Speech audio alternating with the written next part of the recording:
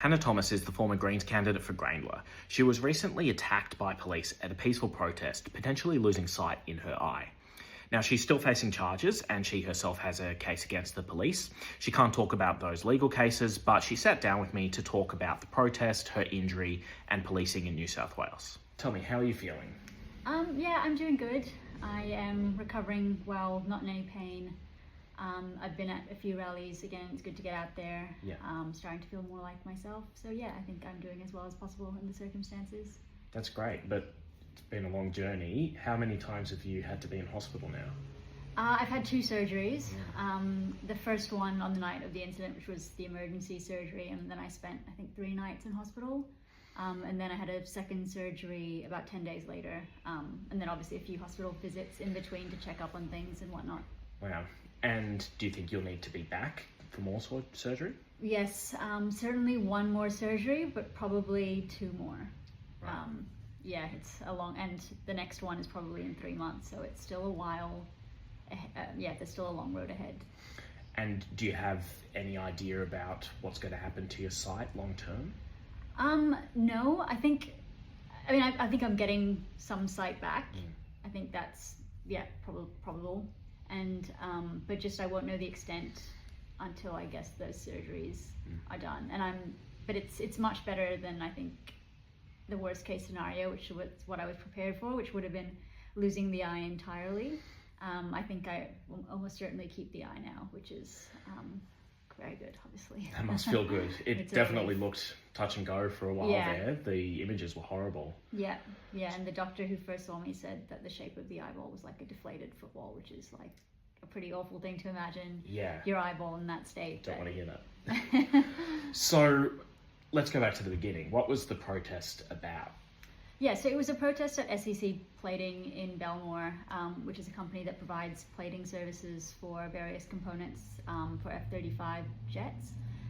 We know F-35 jets in Israel, the ones that drop massive bombs on refugee tents and hospitals and are responsible for the deaths of countless Palestinians, and F-35s rely on a global supply chain with companies here in Australia contributing to that. We saw just a couple of days ago Senator Wong finally admit that Australia is contributing to that supply chain, apparently through non-lethal parts. What those parts are? What's the non-lethal part of a jet? Yeah, exactly. Tell that to the Palestinians who've been killed, that we were only providing the non-lethal elements.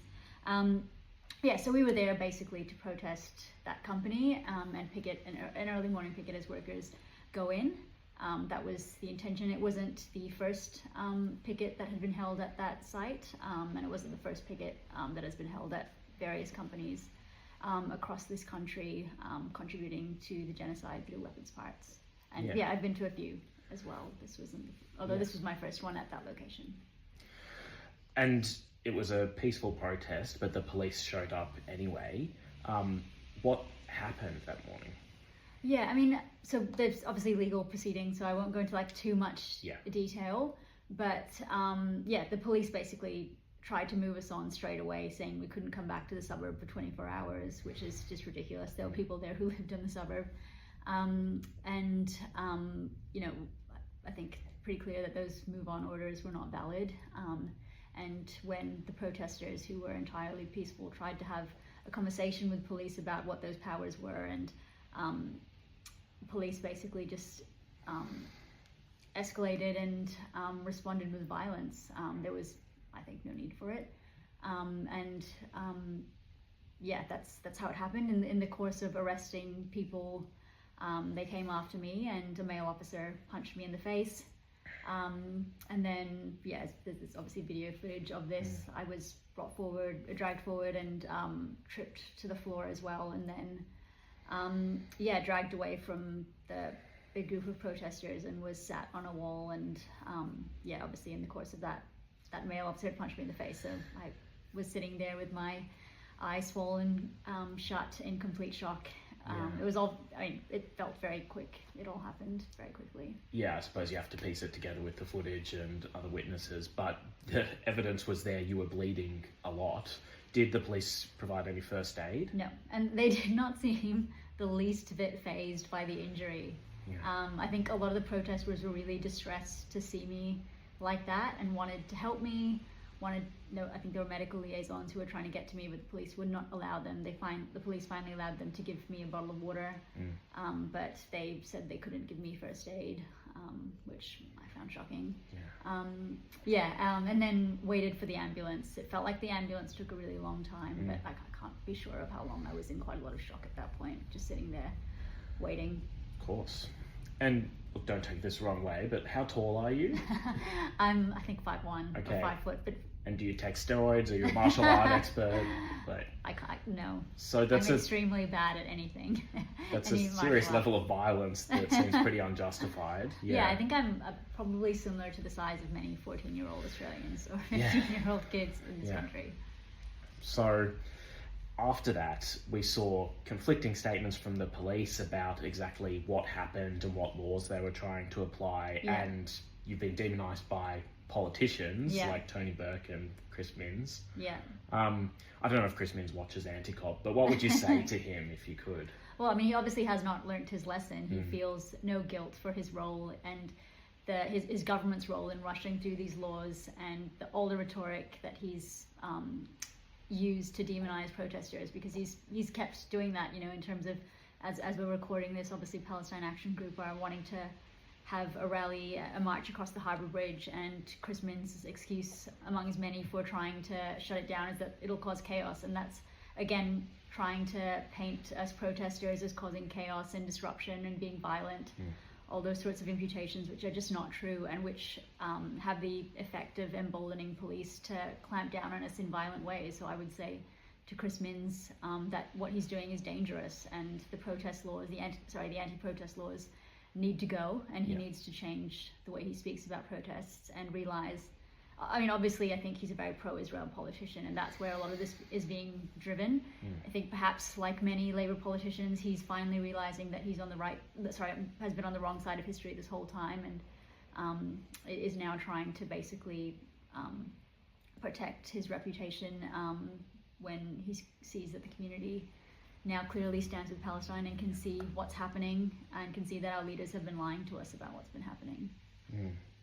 So has this deterred you from being involved in the pro-Palestine movement? Not at all. I mean, I'm probably a bit nervous about going to more direct action things at the moment, but no, I mean, the cause is obviously as just as ever and more urgent than ever. Like what we're seeing obviously at the moment is horrific, the levels of starvation and the I think it was 92 people killed in the last 24 hours alone. Like obviously, I don't really want to, I'm not interested in sitting at home and feeling sorry for myself when, the need to protest is more urgent than ever.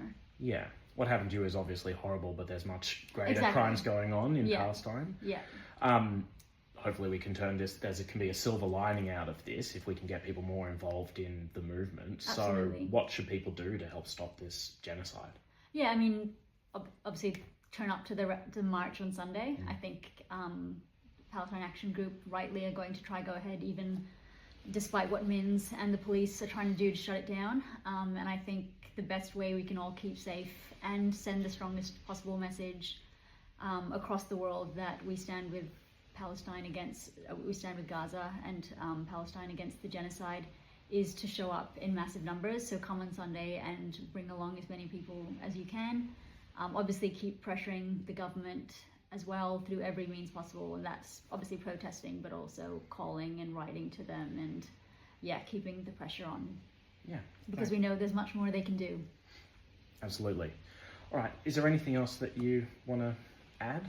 I've gotten a lot of attention, obviously, because I think of the scale of the injury, but I certainly wasn't the only person at that protest to experience police violence.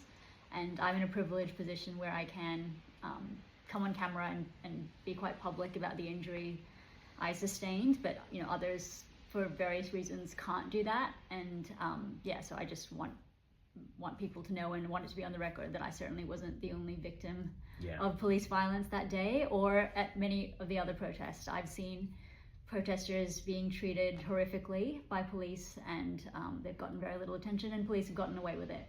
They very well probably would have gotten away with what they've done to me a little bit easier as well, but because I've been able to be a bit more public and have a lot of support from like the Greens and whatnot. It's been a bit easier to put more scrutiny on them. And obviously police violence in this country is nothing new. Protesters are getting a lot of it at the moment, but we know First Nations people in this country have been subject to horrific police violence for decades. I think now it's 600 deaths in custody officially, the other day at least. So, yeah. Yeah, well, hopefully this can draw people's attention to the reality of policing in Australia, and Totally. lots of people are getting hurt. Yeah, and people who maybe have not been as exposed to police violence in the past are now getting exposed to it and seeing what just the level of impunity that they act with, and how politicians just automatically go into bat for them, no matter how, I think the circumstances with my injury should have been so obviously unacceptable in terms of someone going to a peaceful protest and walking away with injuries like that.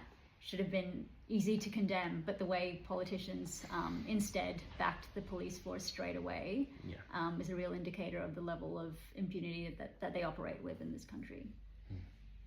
Okay, thanks Hannah. Thank you.